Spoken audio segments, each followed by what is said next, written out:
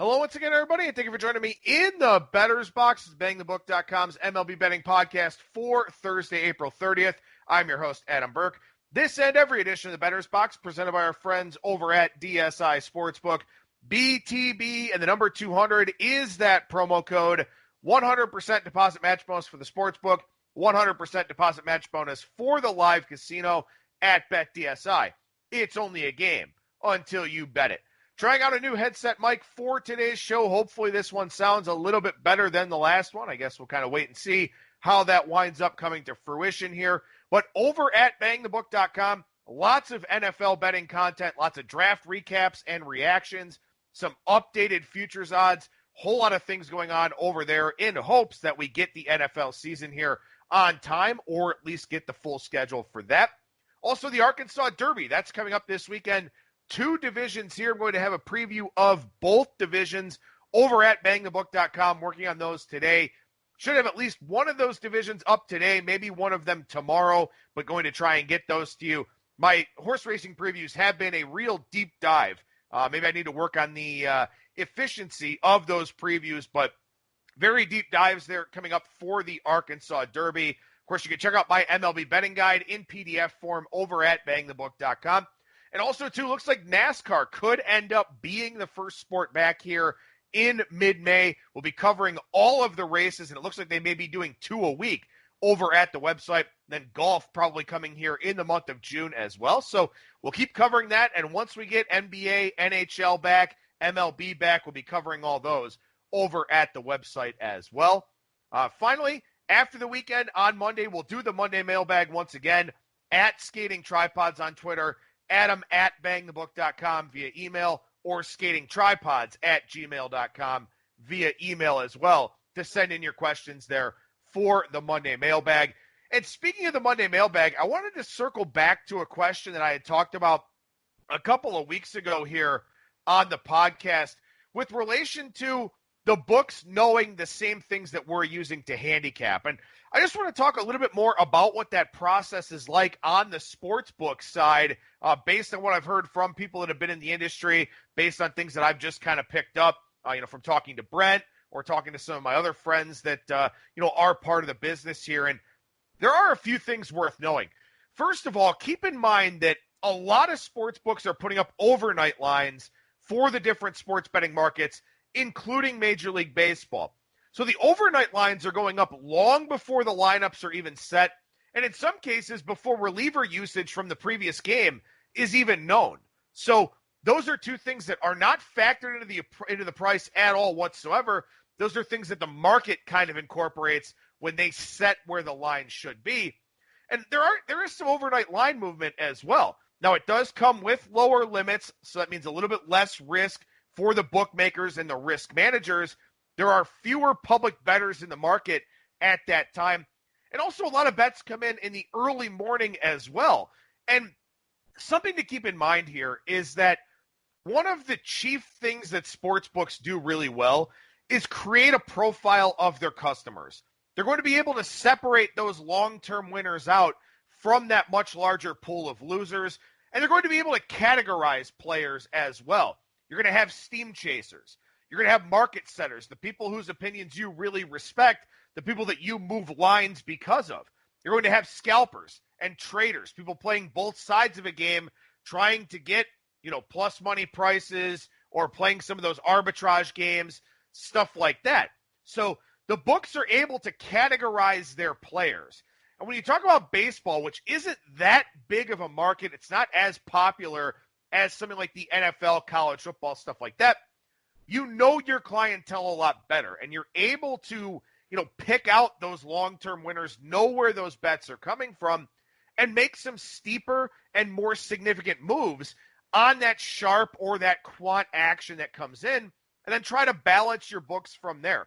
And the fact that Major League Baseball is a moneyline sport, much like the National Hockey League and the NHL and all other hockey markets, you get a lot of scalpers and traders. You're going to get people that are going to look to try and take advantageous arbitrage prices on both sides of a game. So just naturally, that's going to balance the bet count for the book. when you think about spread sports like the NFL, like the NBA, college football, and college basketball, middling is much, much more difficult. Being able to get an advantageous number on both sides is a challenging thing because unless you're dealing with key numbers, you're getting 6.5 or 7.5, 6.5 and 7.5. There's not a whole lot of opportunity out there to be a trader and a scalper. Opportunities are still out there, but they're not to the same degree as they are in these money line sports. So when you have this type of environment with these scalpers and these traders looking for these arbitrage opportunities, that's naturally going to balance the bet count of the book. Now, obviously, big upsets are traditionally good for sports books across all sports, but especially in baseball because they'll shoot down a lot of those money line parlays, a lot of those -1.5 run line prices, stuff like that. But in a lot of instances, this MLB market is kind of a self-corrector for the sports books in the sense that if you do have really lopsided bet counts, a lot of times that's going to be a very public side. You're not going to get a lot of lopsided bet counts on games that are drawing a lot of interest or games that are sharp in nature because you're going to get a lot of that sharp buyback, or maybe you get the public buyback on the opposite side. So the goal for the sports books isn't to win on every game, but to win on the biggest games, to win the Yankees versus Red Sox games, to win the Cubs versus Cardinals, Astros versus A's, Dodgers versus Nationals, the playoff games, stuff like that. There's not a whole lot of action hitting the board on Tigers, Royals, and Marlins, Padres.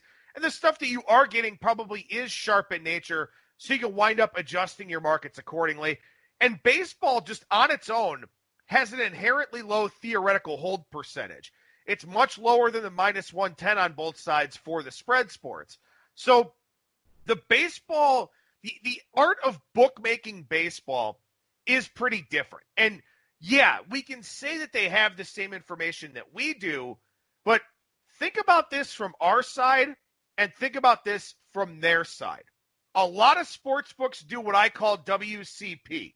The W stands for weight, the C stands for copy, and the P stands for paste. Weight, copy, and paste.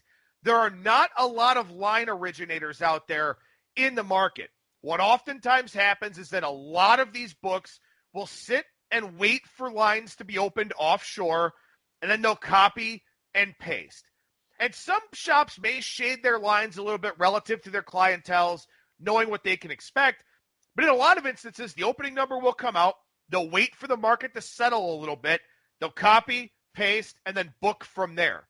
So there's early risk for those setting the line, but most of the books are just booking the rest of the way, balancing action, trying to determine what's real and what isn't, profiling their customers, waiting on that wave of action as lineups get released, stuff like that.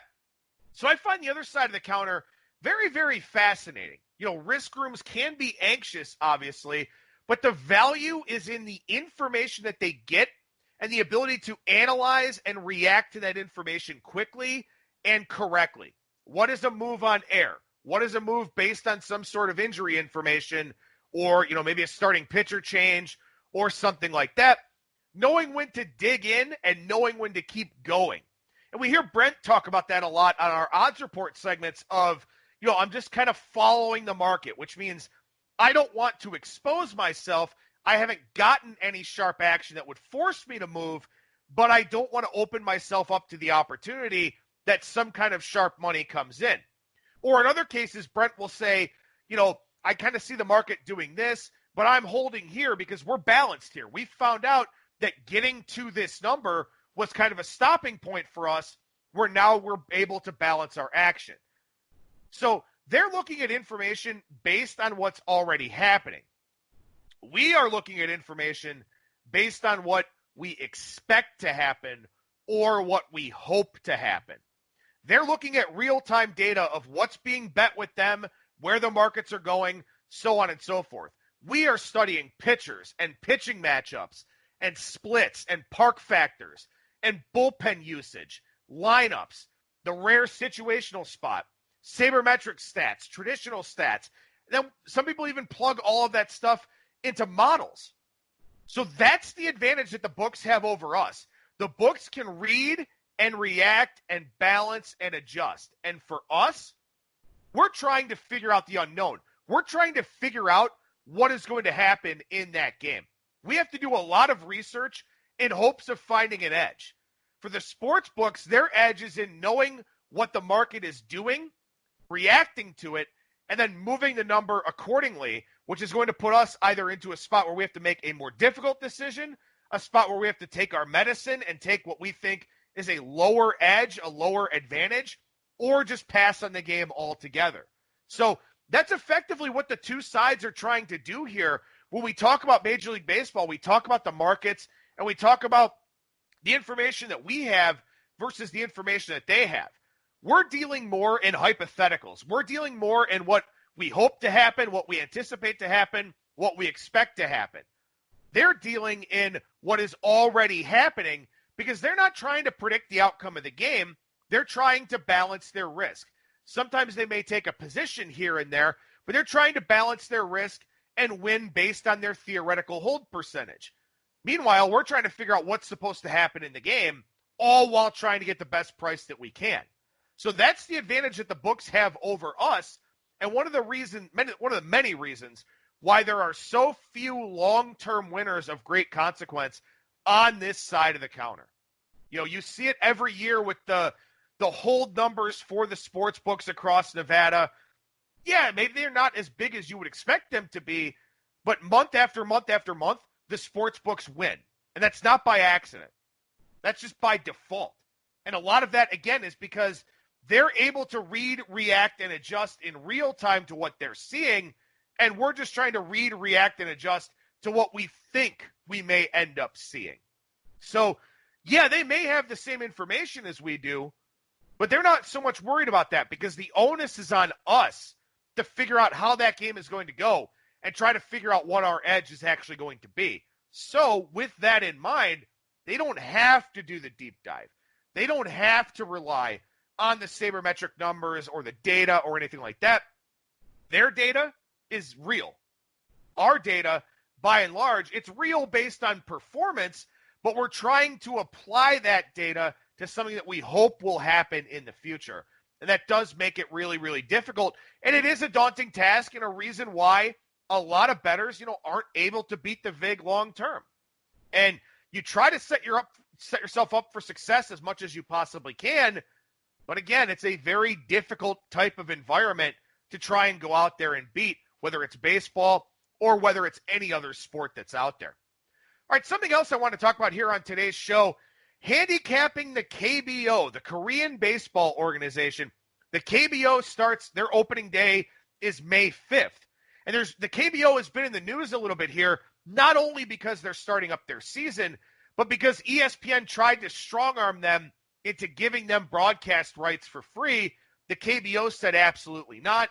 Now they've reached a different kind of deal where ESPN has the rights to show some games. Now, for those of us that are in the Eastern time zone, these games start about 1 o'clock in the morning for us. So not awesome. Not awesome unless you're a night owl. However, I know people are desperate for things to bet. I know baseball in Taiwan has gotten something of a betting handle here over the last couple of weeks. So I figured it would be a good opportunity to talk about the KBO a little bit. And like I said, their season starts on May 5th. Now, there's a rule in the KBO that allows for 3 foreign-born players per team. That was the rule last year. And based on what I'm seeing here with some research I did over the last couple of days, it looks like the rule is the same, where you get to use 3 foreign-born players.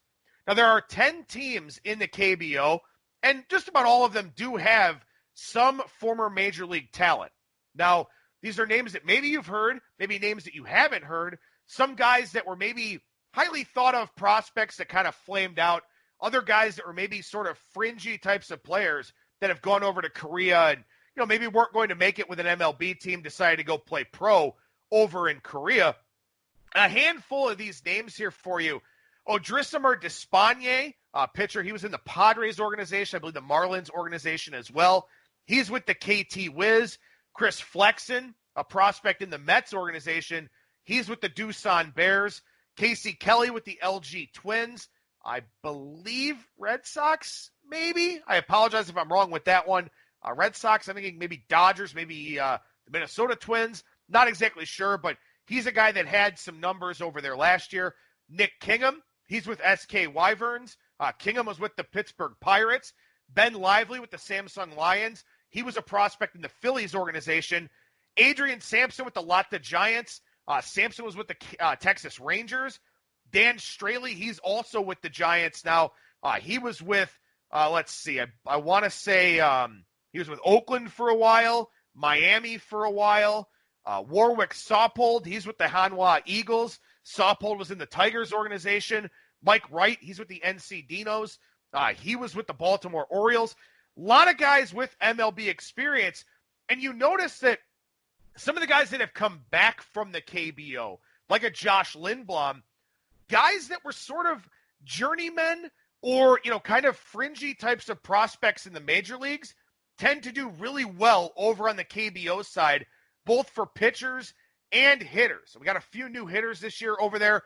Aaron Alter, he was a prospect for the Phillies. He's with NC. Jose Miguel Fernandez, he's with Doosan. He led the league in hits last year. Mel Rojas Jr. with the KT Wiz had a .530 slugging percentage. Tyler Saladino, he played with the White Sox, with the Brewers. He's with the Samsung Lions now. Preston Tucker, prospect. He's with the Kia Tigers. So a lot of these foreign-born players do go over there and do really well. A lot of these guys that had either a cup of coffee in the major leagues or played in the upper levels of the minors. So as you're handicapping the KBO, look for these names that you know, or just quite simply, it's kind of a racial profiling thing. I get that. But the American names, or, maybe Latin American names, guys like that, those are guys that will, by and large, have success over in the KBO. Now, looking specifically here at some things of note from the KBO, massive scoring decrease from 2018 to 2019. So effectively the opposite of what we saw in Major League Baseball. In 2018, 5.55 runs allowed per game, 1,756 home runs. In 2019, 4.55 runs per game allowed by these pitching staffs, 1,014 home runs. Same number of games, but 740 fewer home runs and a full run per game allowed less by these pitching staffs. And what's really interesting about that is the strikeout rate across the KBO dropped in 2019. 7.5 K per nine in 2018, 6.8 K per nine in 2019. So strikeouts were down, but scoring was down dramatically and home runs were down dramatically. So the KBO actually de-juiced the baseball. They found some things out about the size of the baseball and about the core of the baseball, and they actively made some changes. So we'll see what happens here in 2020. We'll see if they want to bring scoring back up a little bit. And obviously there's some incentive to do that because the KBO going to be front and center right now. Japan's not playing baseball. Taiwan is a much smaller league than the KBO. Nothing happening with the North American leagues. So maybe scoring goes back up a little bit in the KBO. We'll have to wait and see. But the big thing is there was a massive scoring decrease from 2018 to 2019 based on some adjustments to the baseball. Now, walk rates in general are similar to Major League Baseball, but strikeout rates are much, much, much lower. There's a higher priority on making contact among the hitters. There's less velocity from the pitchers in the KBO. You look last year, the most strikeouts actually went to Mel Rojas Jr., who I mentioned already, one of those guys that came over from North America from the minor league systems, has that MLB background, 120 strikeouts in 578 plate appearances. So that's much lower than what we would see in Major League Baseball for a guy that's going to be up among the league leaders. So that's something you want to keep in mind here if you're handicapping the KBO and looking to bet these games. Much higher priority on contact, a lot fewer strikeouts for the hitters, fewer strikeouts for the pitchers as well. So in a lot of ways, this is kind of a BABIP-driven league. The teams that are better defensively are going to have more success than the teams that are worse defensively. Like I said, a lot less power from 2018 to 2019. 1,100 or 1,014 home runs in 720 games. the NC Dinos actually led with 128 home runs in 144 games. And remember, last year in Major League Baseball, the Twins had, I think, 307 home runs in 162 games, not even a home run per game for the league leader. Last year, 776 sacrifice bunts in Major League Baseball last year in 2,429 games, 436 in the KBO in 720 games. So a lot more sack bunting in the KBO as well. An average of 9 runs per game last year in the KBO. It was much, much higher than that. The previous year it was more like 11. So a big difference with the adjustments to the baseball. That will be something that we want to watch pretty closely here. 9.66 runs per game in Major League Baseball last season. But, of course, as we know, Major League Baseball, there's a lot more home runs, also a lot more strikeouts. So runs in the KBO are scored in a much different way. A lot more balls in play. So maybe exit velocity comes into the mix here in the KBO. We don't have StatCast for the KBO, and in fact, I couldn't really find any sabermetric stats that were out there for the KBO either. But what we can reasonably deduce here, at least based on what we saw last season, and with the expectation that the ball will play relatively similarly, I mean, we've got some exhibition games going on. They're not ridiculously high scoring or anything like that. Here are a few things that we know. One, MLB pitchers or guys that had minor league experience tend to do very, very well over in the KBO. We're talking ERAs under 380. They tend to do very, very well. So if it's a name that you recognize, that's your starting point for your handicap. And if it's 2 American-born pitchers in a KBO game, that's probably an under or a first 5 under consideration. We'll see how that's priced into the betting market. And keep in mind, some sports books have been lining the KBO all along. Now we're going to run into a situation where a lot more people are going to start to handicap the KBO. So maybe these things are already already priced into the market, priced into the odds, but maybe they're not. So if you've got an MLB pitcher that you know, that's your starting point. If you've got 2 of them, that game is probably pretty likely to go under the total. Another thing that we know is that there's a high correlation between walk rate and ERA. Because again, keep in mind, there are a lot of balls put in play. There are not a lot of strikeouts. So you're not going to see as high of a left-on-base percentage in the KBO as you would see in Major League Baseball. Last season, the 4 worst teams in ERA also had the 4 highest walks per 9 innings. Also, they had the highest hits per 9 innings allowed. And in fact, when you go and look at fielding percentage, and I don't think fielding percentage is a great barometer, but we don't have a whole lot of advanced metrics to go on relative to the KBO. The bad teams that allowed a lot of walks and allowed a lot of hits also had the lowest fielding percentages.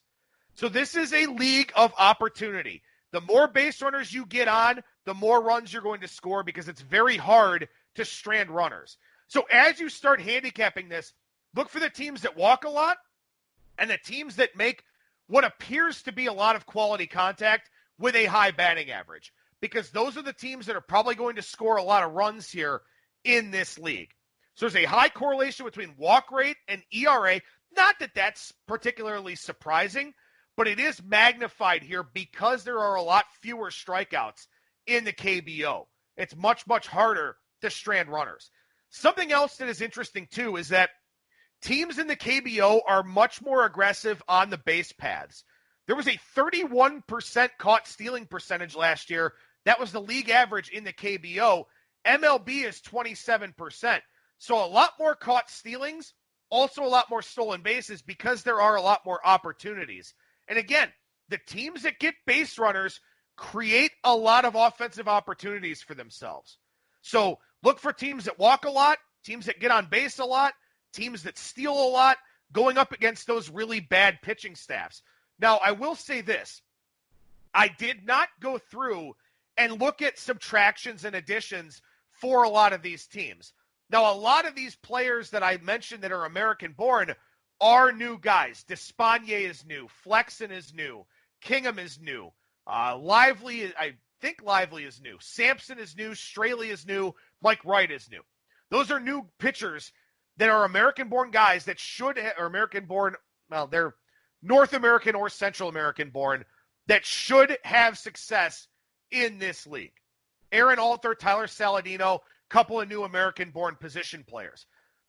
I didn't go through and look at exactly the composition of these teams to see who's all the same, stuff like that. Some of these teams have lost guys to the major leagues, like a Josh Lindblom, stuff like that.